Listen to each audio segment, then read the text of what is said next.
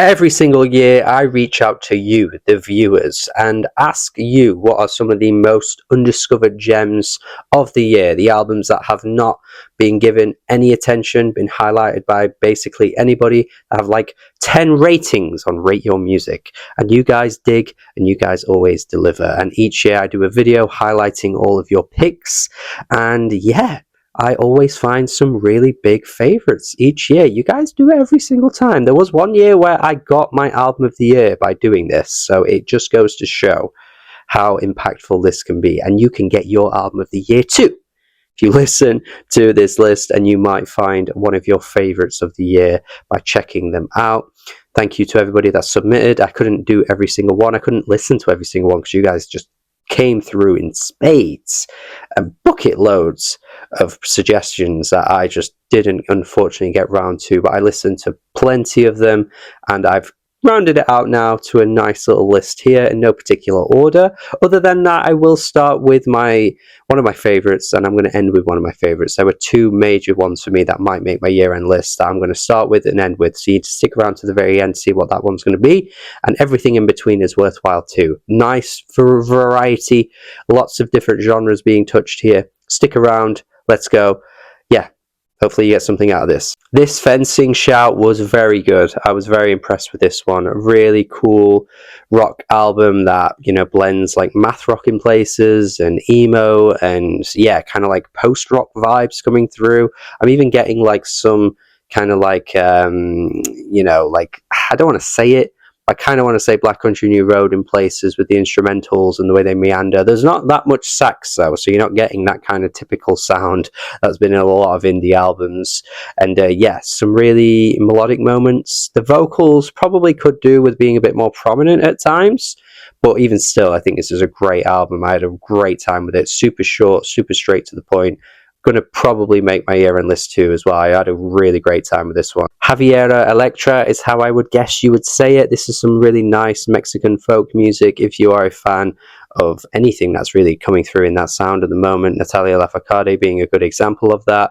She makes beautiful music, and there's some really nice, beautiful moments on this album too. Kind of goes a bit artsier and darker and a bit more gothic in places and really somber at times. But yeah, another really strong album here. I noticed that it's actually bolded on Rate Your Music, but when I initially heard it, I don't think it was. So I think this is starting to gain a bit of traction. So, you know, strike while the iron's hot, while this one's starting to get a little bit of buzz, and check it out. Want to mention N4T. This is one of the wildest, zaniest, wackiest albums I have had the pleasure of listening to this year. I think this guy is going to break through, you know. I think there's something here. I think he is onto something with this sound. It is so bold and absolutely mad, and just, he holds nothing back. He will combine trap with drill, with UK hip-hop, with Afro beats. Like, there is just no no holding back. Everything's on the table, and he will give it all a go. It's weird, it's a bit much at times. I think some people could find this really hard to sit through, but yeah, I think there's something here, man. I think M4T is going to break through, or at least this sound will start to break through big, particularly in the UK. I think there's something pretty unique going on. The sampling on which track is it? Is it the second track, Black Pop Star? I think it is. What the hell, man? Who the hell is throwing in Pussycat Dolls as a sample? I've never heard anything like that in my life. Crazy stuff going on.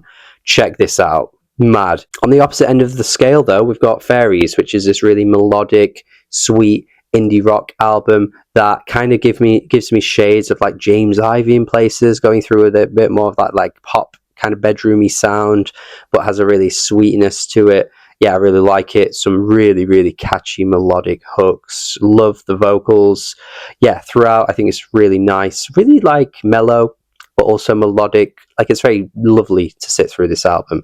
Definitely think this album could appeal to a lot of people as well. I think Fairies has a real sound that appeals to a lot of that kind of indie rock crowd, while also people that want that kind of catchiness as well. Gelli Haha, I think is how you say it. Yeah, I mean, this really colourful, zany, explosive electro pop, synth pop album that has some real like new disco moments coming through and some real clashes of synths colliding. The vocals are kind of like Grimes-ish in places. She has a really strange and weird and wonderful voice that she doesn't hold back with. I think sometimes it can be a little grating on the ear, but most of the time it's nice. It's lovely to listen to. And yeah, some really just nice clashes of sounds.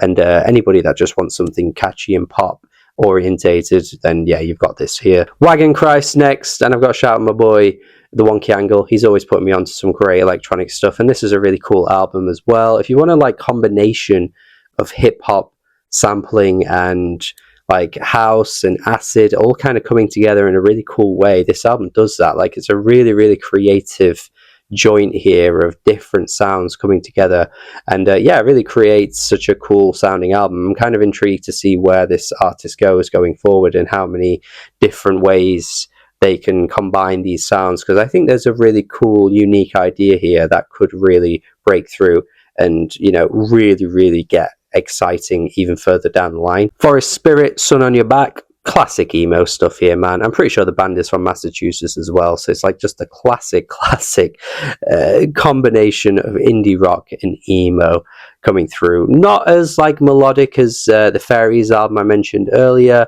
but kind of more in that classic region of this sound. Yeah, another really good one. And as I promised, I wanted to end on another big favourite of mine that I think is going to potentially be on my year-end list as well. Madison Cunningham with Ace. This is lovely. Just chamber pop at its finest, man. I love her voice. Absolutely stunning instrumentals. Really heavily getting like Julia Halter on this, heavily getting Wise Blood, a lot of Wise Blood coming through. If you are a fan of that kind of sound, I promise you, man, you are going to really like this one. I think Madison came through here with a stunning release. I think there's even a Fleet Foxes feature about midway through the album too. Come on, man. You can't ever say no to that. Lovely stuff. And those are my picks for this year. Thank you as ever for always coming through with some really great music that needs more ears on it. You guys know I'd love to highlight that on this very channel. And yeah, every single year I reach out to you all and we come through with the undiscovered gems of the year. This year we've got 2025 picks. Another strong list of albums here. Check them all out, and yeah, if anything is of your interest, let me know what you think in the comments. Yeah, as always, hopefully you've enjoyed this one. Got more year-end list content coming as ever, thick and fast. Don't you worry, it's all on the way. Do have a good day. Subscribe if you haven't already, and please make sure you're sticking around because you got to for all the content that's on the way. And yeah, goodbye.